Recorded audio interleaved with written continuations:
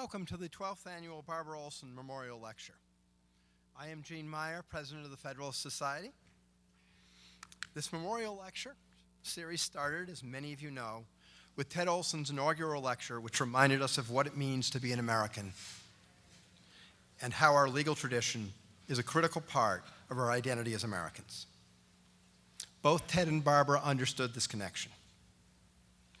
We want the lecture series to remind lawyers of it so that they foster legal principles that advance individual freedom, personal responsibility, and the rule of law.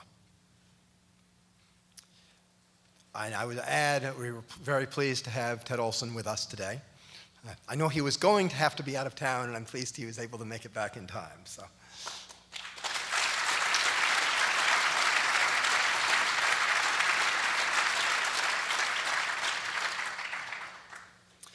Ted's inaugural lecture was followed by Ken Starr, Robert Bork, Justice Scalia, Judge Randolph, Vice President Cheney, and Chief Justice Roberts, and Judges Edith Jones, Douglas Ginsburg, and Dennis Jacobs, and former Attorney General Michael McCasey.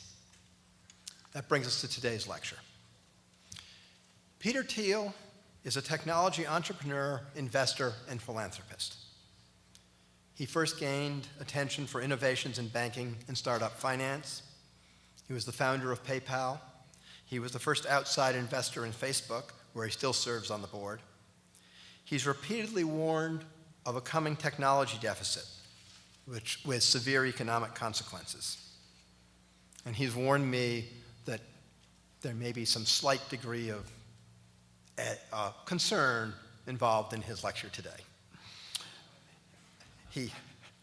He works to accelerate innovation to prevent such a crisis. And he does this by identifying and funding promising technology ideas and by helping to guide successful companies to dominate their industries.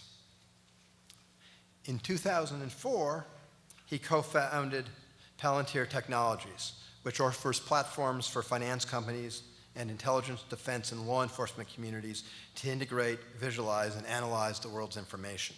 And given who this lecture is named after, it seems appropriate to note that Palantir software helped track down bin Laden.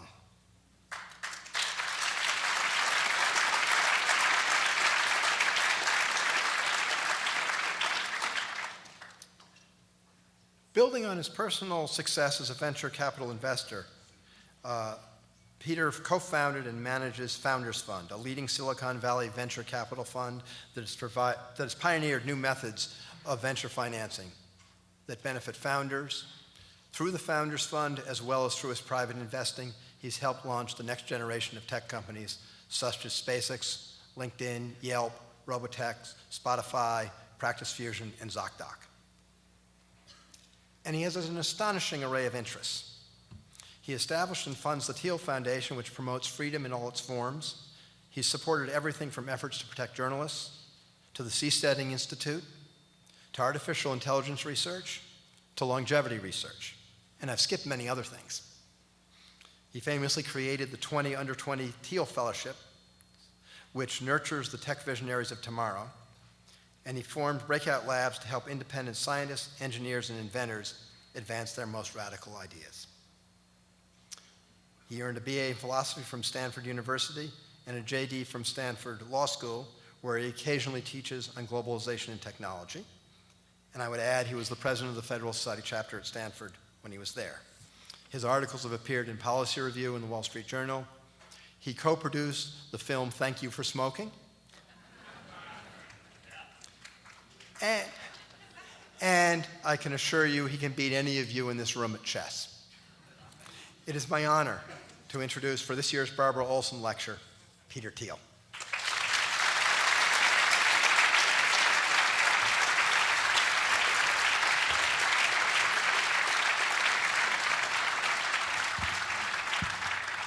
Well, Gene, I actually don't think I could beat you in chess, but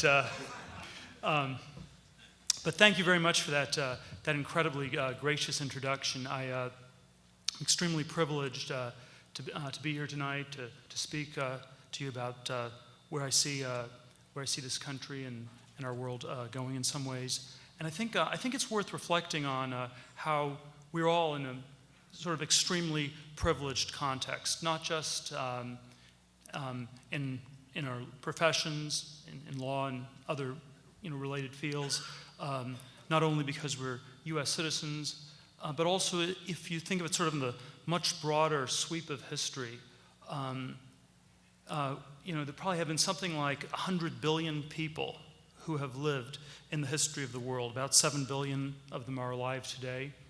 And it is, I think, always a very sobering fact to reflect on that most of them lived in societies that were fundamentally static, incredibly poor, and unchanging. And things did not change from one generation to the next.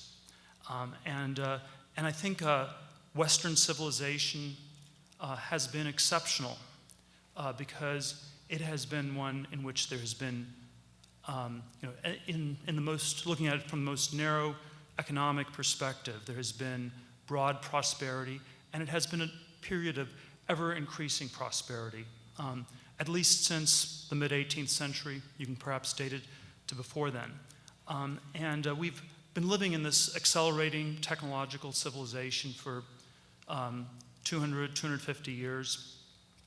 It's one that's enabled a broad middle class to exist, and it's one in which the expectation has been that things get better from one generation to the next. And I would estimate that maybe of the 100 billion people in the history of the world, maybe 3 billion have lived in this period, in this sort of accelerating technological civilization.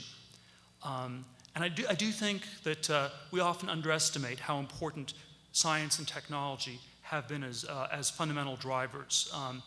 And I think that as long as there is robust progress in science and technology, to speak of the decline of the West is perhaps premature.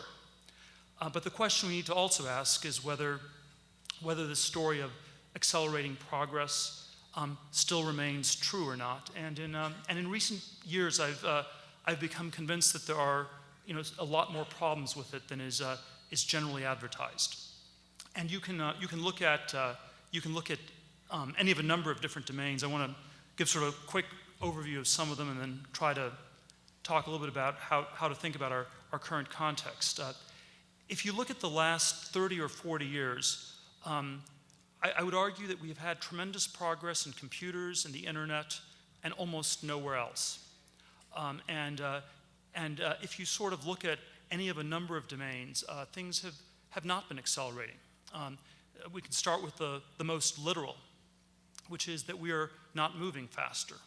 People moved faster, every decade from 1600 onwards. You had faster sailing boats. In the 19th century, you had ever faster railroads, then faster cars, faster airplanes, culminated with the Concorde in 1976.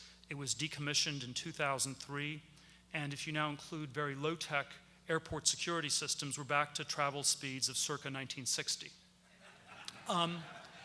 And then when one sort of broadens this transportation slowdown, you'll also see that there's been a slowdown in progress on the energy and a variety of commodity types of areas where in the most fundamental sense, we have not recovered from the oil shock of 1973.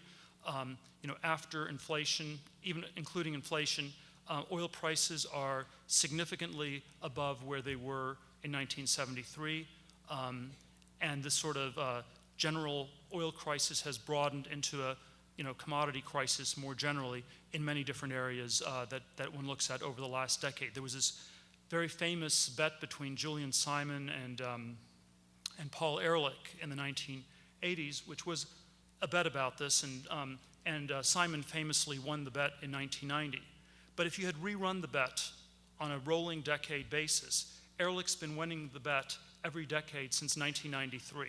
He won it from 93 to 2003, 94 to 04, and in the last decade, sort of by a margin that more or less offset the progress of the last 100 years. If you look at sort of one of the smartest investors in the world is considered to be Warren Buffett. His biggest single investment is investing in the railroad industry, which is, I think, sort of a bet against technological progress, both in transportation and energy. Most of what gets transported on railroads is coal, and Buffett is essentially betting that the 21st century will look more like the 19th than the 20th. We'll go back to rail and back to coal because we're going to run out of oil and clean tech is going to fail. And I think when one looks at agriculture, something like the Green Revolution in the Middle East it often gets spun as this story of extremely optimistic technological change where Twitter and the information revolution somehow liberated the world.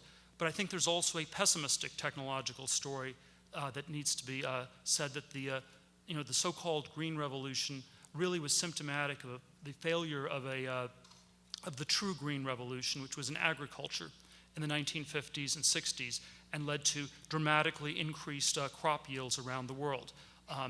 Agricultural yields have not gone up that much in the last 25 or 30 years, and so I think that a big part of the story of what happened in the Arab Spring needs to be understood as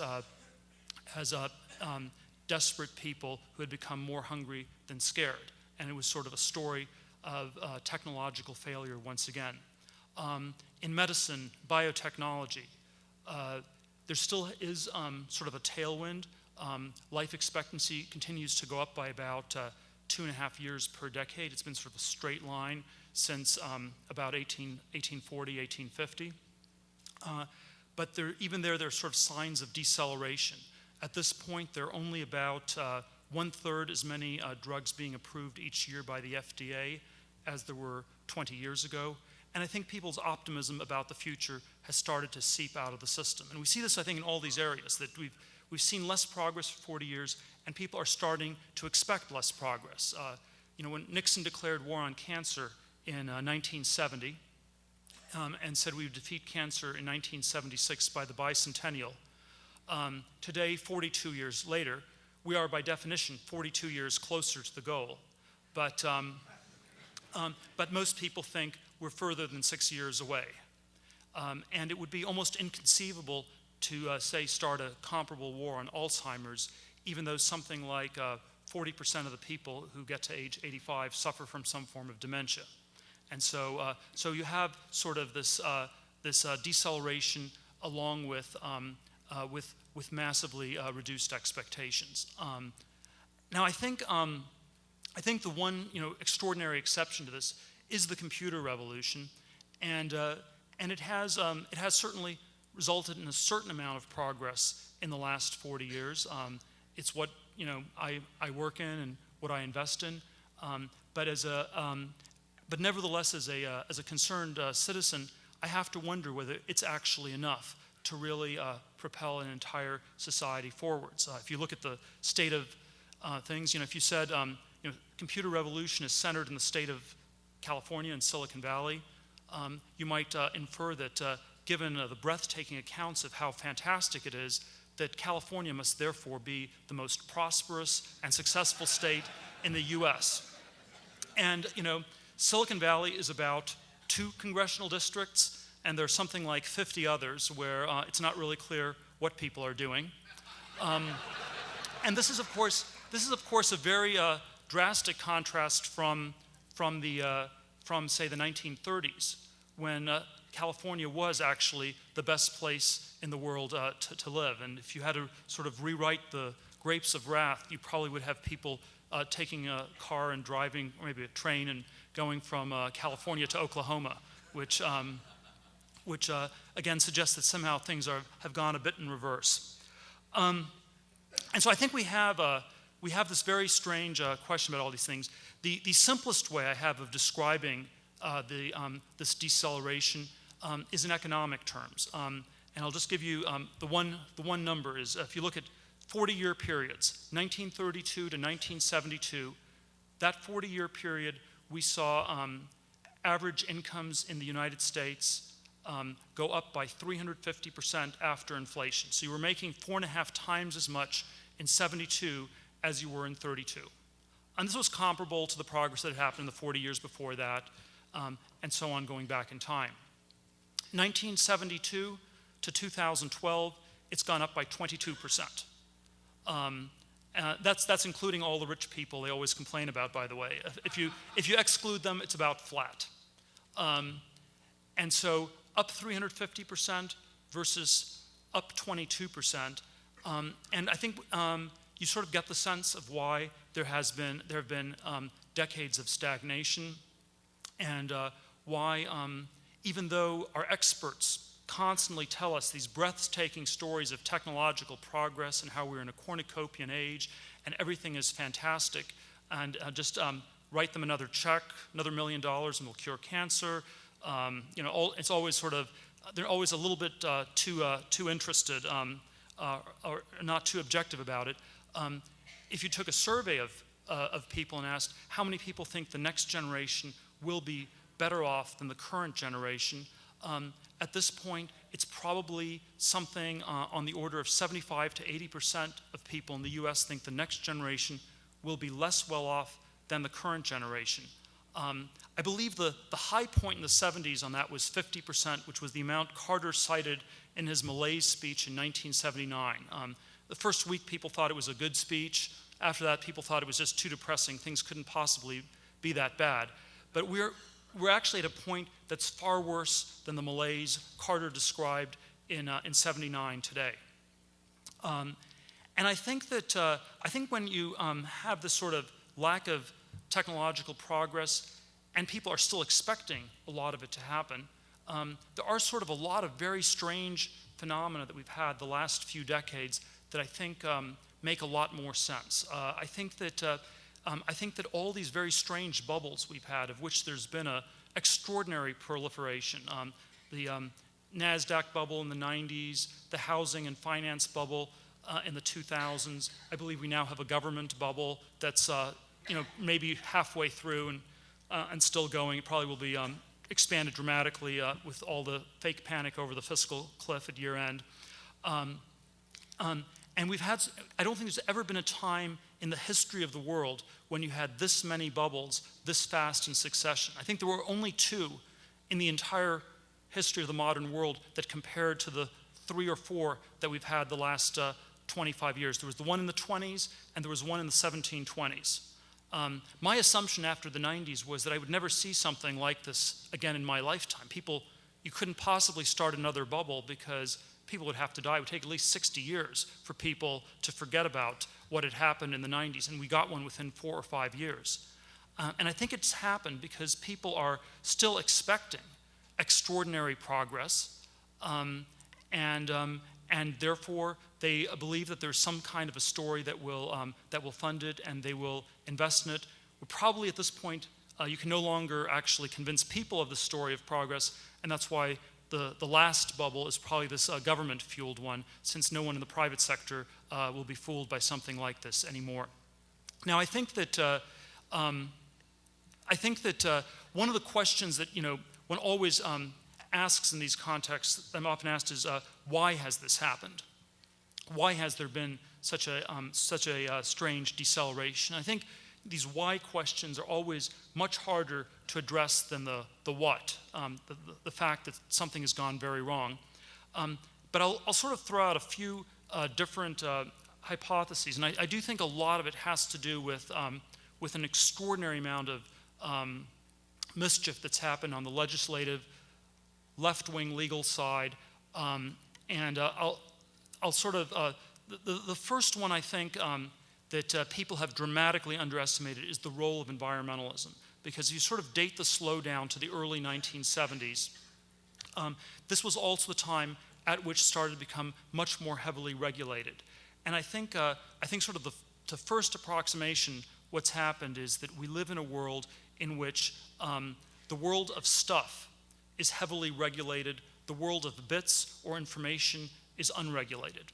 And so Bill Gates, when he started Microsoft, was not subject to extensive government regulation, at least not in the 70s. There were some that happened in the late 90s, but in the 70s, not so much.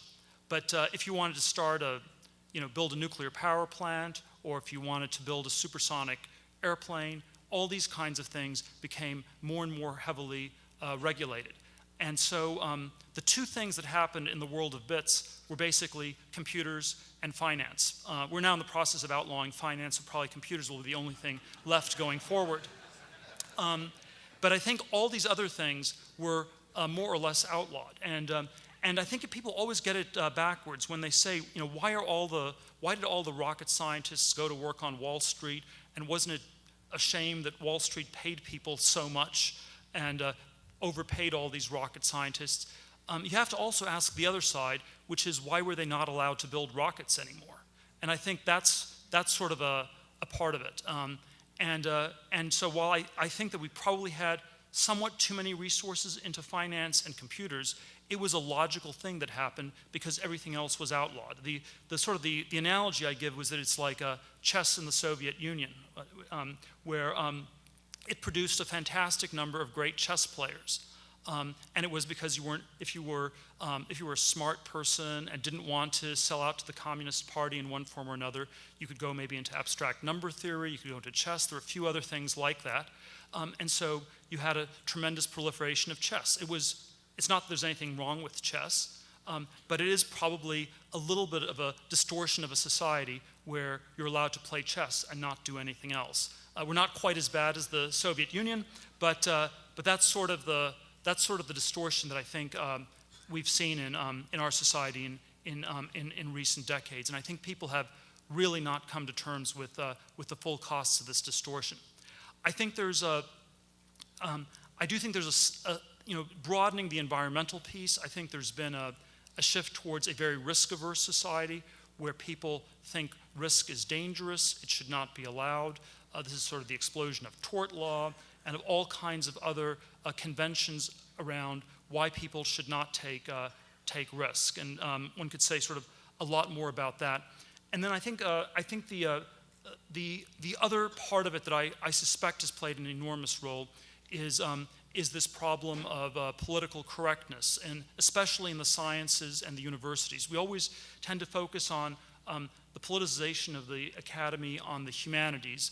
We underestimate how bad it is on the sciences and how hard it is for people with heterodox views to get a hearing. And and we sort of have a few issues where you sort of get a sense that things are a little bit distorted. So if you were to question, say, climate change or stem cell research, or say nothing of Darwin's theory of evolution, that wouldn't work. But I think there's a degree to which the entire academic process has been politicized. And in a peer-reviewed system where your funding comes from what other people think, truth ends up being what a majority thinks, and all of our scientists are basically politicians in disguise. The thesis I have is that we have about 100 times as many people with PhDs working in science as we did in the 1920s. They're producing, in aggregate, less than they were in the 1920s. So the productivity per scientist is probably less than 1% of what it was in the 1920s. And I think, to first approximation, it's because they're not scientists at all. They're just politicians pretending to be scientists and good at getting grants from the government. And if you were to, one way to frame this is that by politicizing science, we've essentially, scientist and a politician are two very different things. It's like in Platonic philosophy, where a philosopher can never be a king, because to be a king requires a skill set very different from the skill set of a philosopher. And just like a philosopher king is a bit of a contradiction in terms, so also a scientist politician is a bit of a contradiction. I think a true scientist is very eclectic, somewhat eccentric, has ideas that nobody else thinks make any sense. That's how you discover new things. You come up with ideas that everybody thinks are crazy or are wrong. A politician is someone who is good at taking polls and figuring out what 51% of the people think is true. And that's why you don't have scientist politicians, and why the sort of peer review process, which ends up being very politically correct in science, has, I think, led to this world where so little is being produced on the science side. One could sort of go on and on about this, but I think one of the questions that's really worth asking is how can we sort of, how do how do we get back out from this? You have to start by changing some of these rules. There's always a question people ask me in this context whether there's a role for government in funding science and innovation. My first approximation is that there's probably less of a role today than ever before, because we're no longer living in a scientific and technological age, and the people in our government are not scientists or technologists. They don't understand anything about this. I looked at this the other day. There are about 535 people in the House and Senate. On a generous count, maybe 35 of them have some sort of background in science or engineering.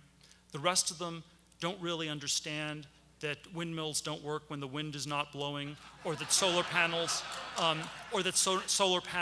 do not work at night. And so we end up with this world that's singularly incapable of it. And I think sort of a lot of the debates we have around policy are really symptomatic of this incredible illiteracy. The example I always give is the crazy debate around Solyndra and what went wrong with Solyndra. And there was sort of a Republican critique, which was that there had been process violations, and that you basically had these there were kickbacks, and had gone to people who donated to the Obama administration. They got funded. With this. And then the Obama administration's defense was also this sort of procedural defense. It was sort of a financial portfolio theory. We're investing in hundreds of companies, and some will work and some won't. Even though we have a well-diversified portfolio, we don't really know what's in it. And neither side was actually willing to talk about the science. And so Obama was not willing to say, here's one or two companies that are absolutely working and that I have tremendous confidence in. To actually think about the science or the technology is way too hard. And I think on the Republican side, nobody was willing to point out that a cylindrically shaped solar panel has a 2 pi r circumference versus 2r, which would be a flat one, and therefore has an efficiency that's 1 over pi of a flat solar panel. It would absolutely never work. And this would basically require high school geometry to understand this. But that's already just way too scary for people to contemplate. We are certainly a world removed from the government-funded science version of, say, the New York Times on the day after Hiroshima in 1945, and I'm sort of paraphrasing, where, all those who say that the government cannot push science have a lot of explaining to do. The government, the Army was able to get scientists, prima donna scientists, to provide a new invention to the world, the atom bomb, which these prima donna scientists might have taken half a century to come up with had they been left to their own. The New York Times does not write editorials like that anymore. And so I think I think there is actually, the libertarian view on this is, from my perspective, is actually more true today than it was 40 or 50 years ago, because when you have a scientifically illiterate government that does not even understand this as a problem, you're not going to be able to have that be part of the solution. I think that one of the other very strange places where this plays a tremendous role, and this is so I think there sort of are all these legal areas. Let me say something about sort of constitutional law, or some of the sort of more fundamental parts where I think it also intersects in some very interesting ways. The current sort of economic crisis is always analyzed as a repeat from the 1930s of some sort. And we need to learn these lessons from the 30s, and we're very focused on avoiding the mistakes of the 30s. Bernanke studied the 30s. He's obsessed with not repeating it. And of course, he's focused on just sort of printing the right amount of money to basically get things going again. And what is very striking, however, is that in the 1930s, nobody believed that the financial economy was decoupled from the real economy. People at the time thought you couldn't just print money, and that this wouldn't actually correspond to a way of of solving problems. They thought that would lead to inflation. It wouldn't work. And the idea that you can simply print money without asking questions about how to spend the money or whether it's legal to spend it on anything productive is strangely absent. And you've had this sort of extraordinary decoupling of the financial economy from the real economy. I think it was heavily driven by Keynesianism, which sort of set the idea that the economy somehow is more than the sum of its parts. There's this thing called macroeconomics, and it's these animal spirits. It's all psychological. It's a state of mind. It's not about real things. And whereas the old-fashioned view of the economy, to which I subscribe, is that the economy, to first approximation, is the sum of its parts, and that you should focus on the real things and not the psychological things. That psychology is at best very secondary. But we're in a world where it's all focused on psychology, on processes, not on the underlying substance. The analogy I've given is that it's like if you're suffering from cancer, do you do chemo or do you do yoga? And probably there's the reductionist chemo and there's the psychological yoga, and you probably should do both. But if you have an economy where we're doing nothing but yoga and we're doing 3 hours of yoga a day and we've forgotten about chemo, and the only answer is we should ever do more and more yoga, there's perhaps something a little bit wrong with that, and that's the sort of perspective that one has today when one thinks about these things. The sort of decoupling of the real and the financial economy.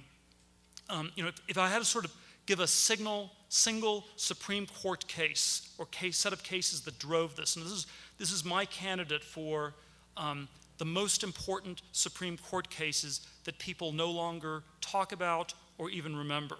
And they were so important, and they changed the country in such a fundamental way that we no longer even remember the country that existed before them. There are a set of cases in the mid-30s around the gold clause and the gold standard, which basically, you had every single contract in the US had a gold clause in it, and you could basically get paid in dollars or you could get paid in gold. So even though the US was on a gold standard of $20.67 per ounce, it was contractually enforced, and every single contract had this clause in it where you could get paid in paper money, but you could always choose as a creditor to be paid in gold instead. What the advantage of this gold standard had was that somehow money was linked to something real, and you had this idea that money was always hard or fake. When the Supreme Court got rid of the gold clause, I think we forget how critical a role that actually played in the Depression. We now remember the Depression as this psychological event. It's like a mental depression. We remember things like FDR, where he said, the only thing we have to fear is fear itself. And we remember it's this general Keynesian fear. The animal spirits were defeated. It was this general fear.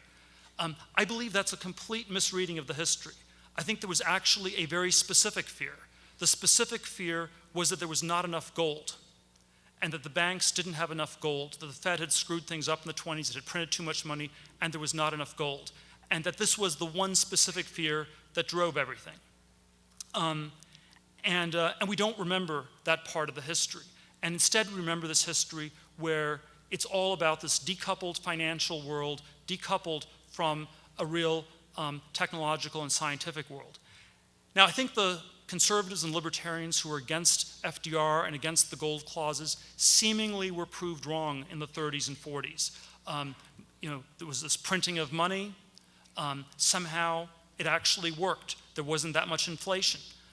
It was like money grew on trees. And money does grow on trees in a technologically accelerating civilization, which we were still in the 1930s and 40s. You had incredible amounts of innovation in the 30s and 40s. You had the development of the aerospace industry, of the movie industry. You had the creation of the secondary oil recovery industry, the plastics industries. And in that sort of a world, you could actually get away with printing money. And I think we're ironically today in a world where we forgot the link between money and the real economy. We forgot the need for technological innovation.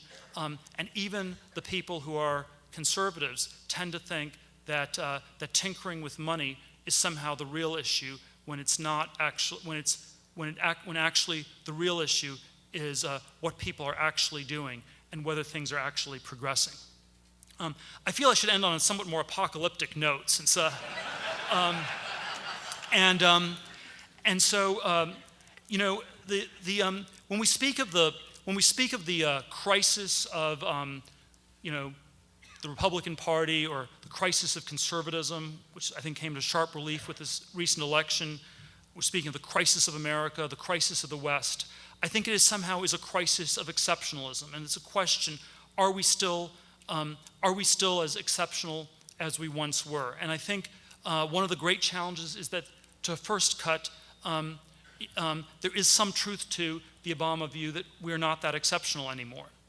But it does not work if you leave it at that. And we have to figure out a way to go back to exceptionalism. And I think one of the bigger constitutional law questions that I think would be worth exploring in great deal is this link between accelerating technology and a constitutional Republican government with constitutional checks and balances. And I wonder whether such a form of government is even possible in a society without technological progress. The way I think our system works is that you have the elected representatives of the people, they gather around a table, and you're able to cut some sort of deal where you craft legislation, and the legislation makes everybody better off, or it makes most people better off, and everybody has an incentive to participate in the deal, because if you don't, you won't be worse off, but you just won't be better off. And so that's how our very complicated system of checks and balances works, and that's why things actually get done. In a world without growth, there are no positive sum things to do. Everything is zero sum. You will only win if you take something from somebody else. And everything becomes extremely acrimonious, extremely zero sum. The people who succeed in getting things are perceived to be involved in some sort of racket, and in many cases, they are in fact involved in some sort of racket. And you end up with this increasing distrust of institutions. And I think it is at least a curious coincidence that the sort of Republican, democratic, constitutional form of government that we have only existed in this period of accelerating technological change. The one decade where it was put under great stress was the 1930s, and that's the decade where it broke in many different countries. It could not survive in a world of no growth. It came under considerable stress in the 70s. We were able to get a series of bubbles started in the last 20, 25 years. But I think we're now sort of confronting a world in which there is very little growth because there's very little progress. And it's very unclear how our political system will be able to craft compromises in this world. And this is why the sort of dysfunctional, polarized politics are not just a problem in the US. They are a problem in all Western nations. We're seeing the same experiment being run all over Southern Europe. Are you able to craft compromises that everyone can agree to when everyone loses or when there are no net winners? And it turns out to be extremely hard to do. And so I think that if you sort of get rid of exceptionalism as the framework and get rid of this idea of accelerating progress, there are all kinds of things that I suspect will begin to break down. The way we order our society is that people aspire to achieve more than their parents or more than the previous generation. That motivates us to try hard. It's one of the things that gives a sense of direction and purpose to the way our societies are organized. And this becomes much harder to do in a stagnant world. I think the basic approach you do is, if you don't think things can get better, you try less hard. You start talking about a work-life balance. That's normally what people start talking about when they don't want to work anymore. And and eventually sort of everything kind of goes to pot.